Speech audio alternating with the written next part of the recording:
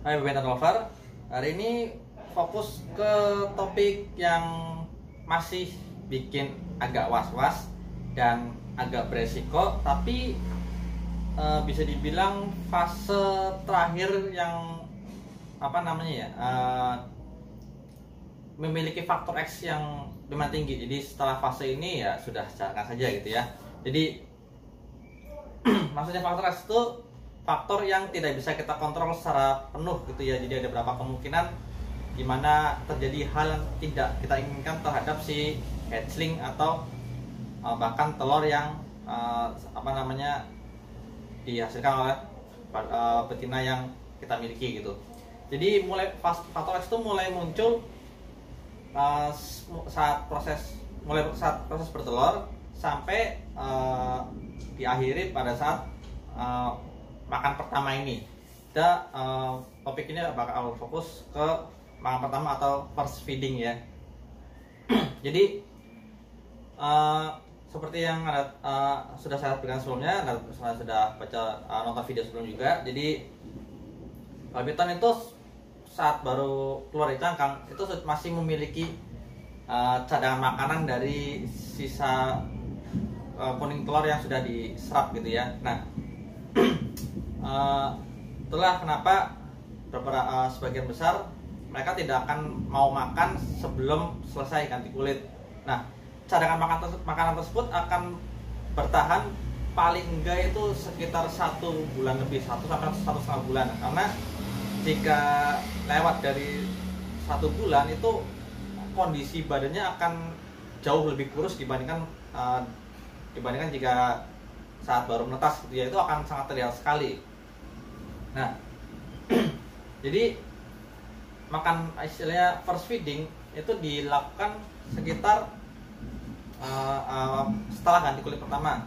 Jadi saya di sini jadwal makan antara hari Sabtu atau Minggu ya. Jadi seandainya ganti kulit pertama itu misalkan hari Kamis, berarti paling enggak saya memberikan jarak sekitar 2-3 hari untuk mengenalkan makanan pertama.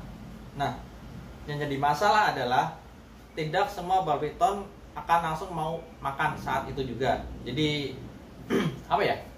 mereka masih perlu belajar ya, namanya baru menetas ya, mereka masih belum paham makanannya apa, terus cara membunuh mangsa gimana gitu ya. Itu mereka masih belum paham. Belum lagi jika ada faktor-faktor lain yang kita tidak tahu, misalkan ada kelainan di bagian organ atau mungkin fisik yang pernah sempurna, itu bakal mempengaruhi juga gitu. Cuman anggaplah dia nggak mau makan di hari pertama, percobaan pertama gitu ya, misalnya minggu pertama gitu.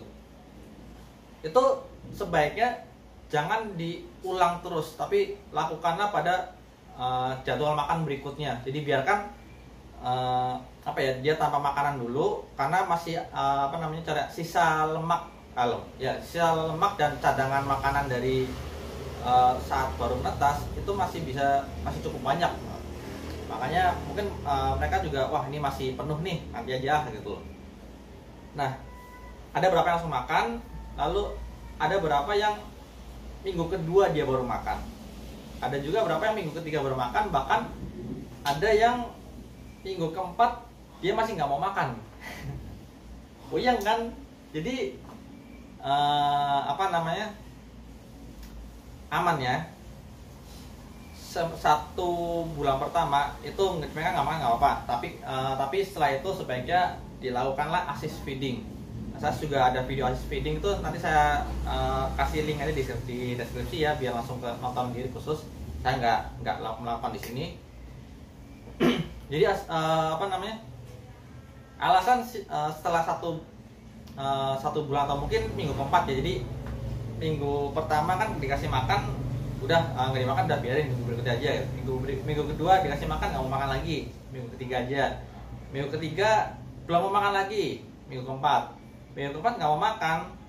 Nah, itulah kondisi istilah saat dimana tepat untuk melakukan assist feeding, karena pasti postur dari minggu ketiga dan minggu keempat tuh lumayan terlihat lah penurunan badannya.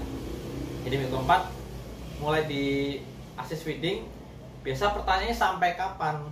Sampai kapan assist feeding dilakukan? Ya sampai dia makan sendiri. Gitu. Jadi misalkan minggu ini minggu keempat nih ya kita assist, dia telan. Minggu kelima seandainya dia masih belum menyerang, masih kita assist lagi. Gitu. Jadi kalau minggu kelima dia sudah makan, ya sudah cukup gitu, biarkan dia makan sendiri di minggu-minggu berikutnya. Tapi kalau misalnya minggu kelima dia masih belum makan, ya kita harus assist terus sampai dia mau makan sendiri. Bahkan nggak mau tuh kemungkinan Anda harus melakukan assist feeding selama berbulan-bulan gitu, bahkan tahun. Saya pernah mengalami melakukan assist feeding itu selama kurang lebih 2 tahun, dan saya nggak tahu kenapa itu babi itu nggak mau makan ya. Dan tebakan saya itu karena ada masalah sama organ dalamnya. Jadi pada kelas tahun berikutnya saya mengalami masalah pada makan juga, tapi sekitar 6 bulan udah beres makan semua ya. Jadi yang kemarin sampai 2 tahun itu belum mau makan, ya akhirnya saya angkat tangan dan saya berikan ke orang buat dimanfaatkan dengan sebaik mungkin. Ya itu istilah halusnya lah ya. Cuman ya intinya fase ini tuh fase yang memang bikin stres, dan perlu diingat pada saat proses assist feeding sendiri itu si babiton otomatis akan berontak karena dia berada di posisi yang tidak nyaman dan kita memaksa untuk diam. Karena kalau dia bergerak terus kita nggak bisa memberikan mangsa yang pas posisi yang bagus untuk memaksa dia untuk buka mulut gitu. Jadi perubahan postur itu nggak akan terlihat gemuk saat proses feeding. Jadi seandainya ada misalnya minggu keempat Anda sudah makan nih, lalu ada yang masih ada yang di assist feeding di minggu kelima, itu kalau dilihat posturnya itu bakal beda jauh sekali. Karena yang minggu keempat dia sudah makan sendiri, dan setelah itu mereka lebih rileks dan lebih santai. Yang di assist feeding itu masih harus memberontak mengeluarkan tenaga karena di posisi yang berbahaya bagi mereka. Gitu. Jadi bisa dibilang jika di alam babiton yang seperti ini itu sudah pasti tereliminasi antara mati kelaparan atau dimangsa predator gitu ya. Tapi karena ini adalah penangkaran, kita sebagai feeder juga berusaha semaksimal mungkin supaya si babiton ini bisa hidup.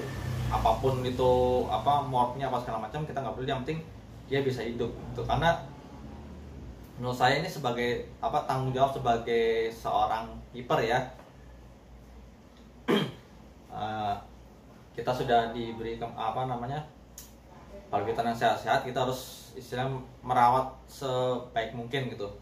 Nah, lalu untuk target amannya kapan sih kalau istilahnya dibilang oke lah atau bilang layak untuk pindah tangan gitu ya? Saya merekomendasikan yaitu 3 kali makan sendiri. Jadi sepengamatan saya itu makan pertama dia masih belajar, dia masih takut dan kadang ragu, kadang juga baru tertarik aja. Dia masih bingung nih harus seperti apa yang harus dilakukan gitu. Makan kedua dia masih mencoba hal baru, coba hal baru dengan apa yang dilakukan pada makan sebelumnya gitu.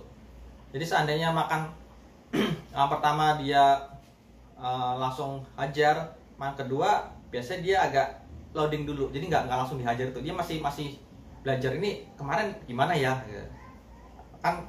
Apalagi kalau memberikan masa hidup, biasa di sini memberikan masa hidup, otomatis si babiton juga kadang mendapatkan posisi yang kurang enak untuk menyerang gitu. Nah lalu hari ketiga kenapa aman? Ya biasanya hari ketiga, jika hari kedua makannya bagus, hari ketiga otomatis begitu ditaruh dia langsung hajar gitu. Jadi itulah kenapa untuk saya sendiri ya, babiton itu harus lolos makan sendiri dulu minimal 3 kali, baru berani saya bilang ready gitu. Nah di samping itu gimana cara untuk mengetahui dia sudah makan atau enggak? Ya balik lagi ke awal tabel aktivitas. Jadi tiap kali ada hatchling yang belum mau makan, selama ganti kulit ya, saya kasih tanda silang di bagian feeding, silang 1, 2, 3, yang keempat kalau masih misalkan kalau dia belum mau makan, saya asis. Jadi pada saat feeding itu saya tulis tanggal dan saya kasih dalam kurung A. A itu buat saya kode untuk ini di asis itu. Nah itulah kenapa saya mengatakan namanya tabel aktivitas itu sangat membantu sekali. Jadi biasakan sedini mungkin untuk melakukan pendataan gitu ya. Manual nggak apa-apa lah kalau misalkan pakai aplikasi ya pakai aja. Cuman kalau saya lebih enak secara manual gitu. Nah, lalu asis feeding yang tepat ini saya bahas sedikit ya. Karena saya ada video khusus di deskripsi, nanti langsung cek aja. Asis feeding yang tepat itu nggak istilah mangsa cukup dimasukkan ke sampai pangkal di bagian yang ini kepala itu ya, sampai belakangnya itu. Nah itu berdiri situ, habis itu taruh, biarkan mereka memasukkan sendiri, mangsanya menang sendiri gitu. Jangan disogok sampai dalam, karena semakin dalam Anda menyogok itu akan semakin stres untuk si barbiton itu sendiri, dan mereka juga nggak belajar untuk memasukkan mangsa ke mulut gitu. Kalau tanda yang bagus, begitu kita asis dia akan menjepit, begitu kita lepas dia langsung melilit.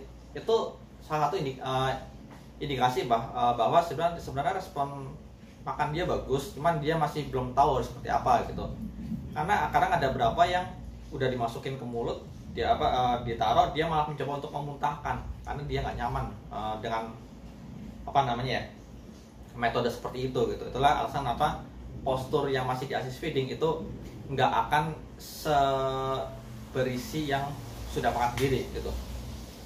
Ya bisa dibilang standar 3 kali makan sendiri itu standar tidak tertulis lah ya, itu untuk masing-masing breeder aja. Karena ada berapa breeder ya udah yang ini udah ganti kulit itu lepas aja segala macam ya. Cuma untuk saya dan ada berapa breeder juga yang saya tahu, dan breeder baru yang tanya ke saya juga saya rekomendasikan jangan lepas barbiton yang belum lolos makan 3 kali makan sendiri ya.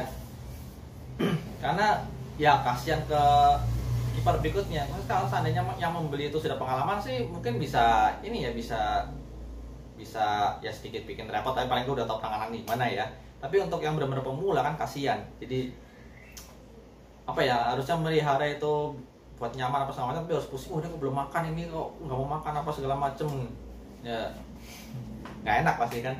Nah lalu untuk mangsa sendiri pilihannya ada 3 untuk saat ini ya. Yang rekomendasi ada 3 pilihan mangsa, yaitu pertama mencit, kedua red, ketiga African Short Fur.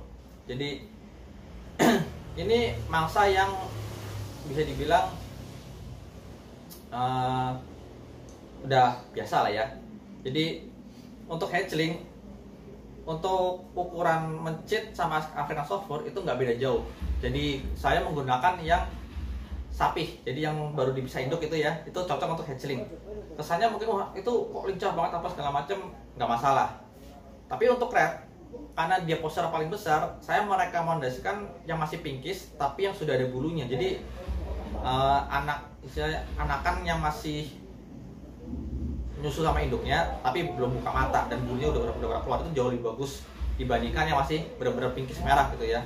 Alasannya sederhana, yaitu karena dia sudah keluar bulunya, otomatis kan si pinkish ini sudah menyerap nutrisi yang cukup banyak dari air susu si induknya itu ya.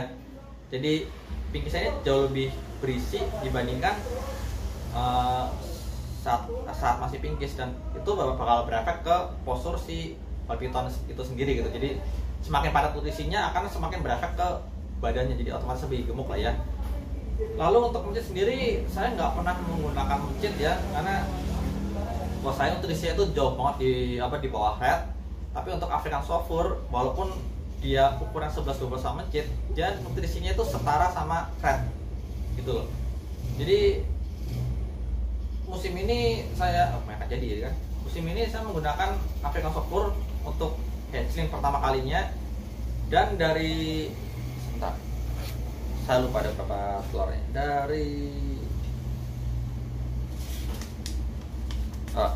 Dari 37 hatchling yang menetas, itu hanya satu yang saya assist feeding, dan itu pun hanya sekitar dua kali assist lah ya, 2 kali assist, habis itu dia udah makan sendiri gitu. Jadi African Short Fur untuk saat ini kan masih susah ditemukan ya, maksudnya ya yang ternak masih jarang, dan rata-rata yang ternak juga yang istilah melihara babi ton, bukan yang untuk komersial biasa gitu ya. Jadi masih susah ditemuin dan harganya masih mahal. Nah, untuk saya sendiri, saya makan pertama menggunakan African Short Fur untuk sebagai pancingan, karena yang nggak bisa dipungkiri African Short Fur merupakan mangsa alami babi ton, dan pencernaan mereka itu jauh lebih optimal untuk mencerna si African Short Fur tersebut dibandingkan mangsa lainnya gitu. Lalu makanan kedua, saya kadang langsung memperkenalkan red, yang itu red yang pinkish yang udah ada bulunya gitu ya, atau masih menggunakan African Short Fur. Tapi saat makan ketiga, batas makan checkpointnya itu ya, yang ketiga itu saya pasti menggunakan red semua. Kenapa? Karena saya nggak mau kiper istilah kiper barunya nanti itu kesulitan mencari mangsa gitu. Untuk mencit saya nggak menggunakan karena tahu lincah, satu, kedua dia terlalu bau. Sedangkan African Short Fur sendiri itu baunya cenderung minim sekali. Sejauh ini saya melihara baunya malah dari fur yang basah gitu, bukan dari urinnya atau segala macam gitu, bukan. Beda kalau red kan ya karena dia ukuran besar ya, otomatis kan urinnya lebih banyak juga dan lebih cium gitu. Tapi sejauh ini ya hasilnya dari African Short Fur ini bisa dibilang bagus lah. Dari 37 ekor tadi hanya satu yang assist feeding, dan itu pun hanya 2 kali assist feeding, habis itu dia makan sendiri. Jadi apa ya namanya, nggak serepot musim berikutnya. Saya masih belum tahu juga ya apakah itu hanya kebetulan atau gimana, karena saya masih harus membuktikan di musim berikutnya, yaitu kemungkinan akhir sampai awal tahun depan lah, akhir bulan ini atau awal tahun depan. Karena kan saya baru pertama kali menggunakan African Short Fur di musim kemarin 2021 gitu ya. Jadi masih harus melihat gimana respon setiap ekor babi tonnya nanti gitu. Bisa aja karena ini kebetulan gitu. Lalu apa lagi ya? Mungkin seandainya dia misalnya makan pertama, makan kedua, lalu makan ketiganya dia nggak, si hatchling ini nggak makan. Nah, kalau untuk saya tahan dulu. Jadi saat makan ketiganya harusnya makan dan dia nggak makan, saya silang. Berarti saya anggap ini sebagai reset point. Lalu saya menunggu lagi sampai dia 3 kali makan beruntun. Jadi setelah makan 3 kali makan beruntun, itulah kondisi dimana saya lebih merasa aman. Oh, ini sudah lolos makan berarti. Jadi nggak cuman wah ini udah 3 kali makan, tapi sebelum ini ada jeda 2 kali makan, 2 kali nggak mau makan gitu ya. Itu masih belum saya lepas. Dan seandainya pun 2 kali makan itu kira-kira 3 kali makan itu kira-kira udah oke semua, tapi posturnya masih agak kurang, saya akan tahan dulu gitu. Karena saya ada istilahnya mencoba untuk memperhatikan kondisi masing-masing ekor ya. Ya memang saya nggak bisa hafal semua kondisi fisik babi ton yang saya punya ya, walaupun koleksi belum terlalu banyak, tapi paling nggak saya mencoba, oh ini postur seperti ini. Jadi saya menggunakan perbandingan sama yang sudah pernah makan lebih dahulu atau makannya udah lebih lancar sebagai patokan postur kesehatannya gitu. Gitu aja sih. Jadi ini fase yang istilahnya yang kita butuh tenaga lebih, karena harus selain harap cemas dia nggak mau makan, dan juga harus menggunakan tenaga dan tingkat stres yang lumayan saat proses assist feeding. Ditambah lagi si hatchling sendiri otomatis lebih stres juga gitu ya. Jadi ya itulah namanya breed, nggak seenak yang apa ya, yang orang lihat, wah si ini jual harga sekian juta, wah ini sini jual ini sekian puluh juta, wah mau berarti Barbiton itu body break enak apa semacam. Wah, Anda belum tentu bisa bertahan menghadapi ujian yang seperti ini gitu kan. Karena saya pernah mengalami berapa musim itu rata semua, saya pernah. Ya mungkin segitu aja, kita lanjut ke topik berikutnya. Topik apa ya? Oh ya ada deh. Jadi yang jelas fase yang paling bikin pusing itu berakhir di episode ini. Berikutnya sudah fase yang enak lah, udah plong gitu kepala ya. Ya untuk Barbiton ready bisa cek di deskripsi, itu sekarang tinggal 7 hatchling yang musim 2021, menetasnya bulan Desember ya. Dan ada 1 pejantan siap kawin, itu Firefly Moave, bisa langsung cek aja linknya di deskripsi. Nanti terus juga untuk video hasil feeding, saya ada 2 video, nanti saya kasih link juga di deskripsi, karena bisa lihat sendiri tingkahnya seperti gimana ya, biar ada gambaran. Karena itu ini salah satu skill yang harus Anda kuasai selain sexing menggunakan metode popping. Jadi ini masuk yang ya lumayan rawan lah, ibaratkan lah. Sekian aja, sampai jumpa di video berikutnya. Ciao.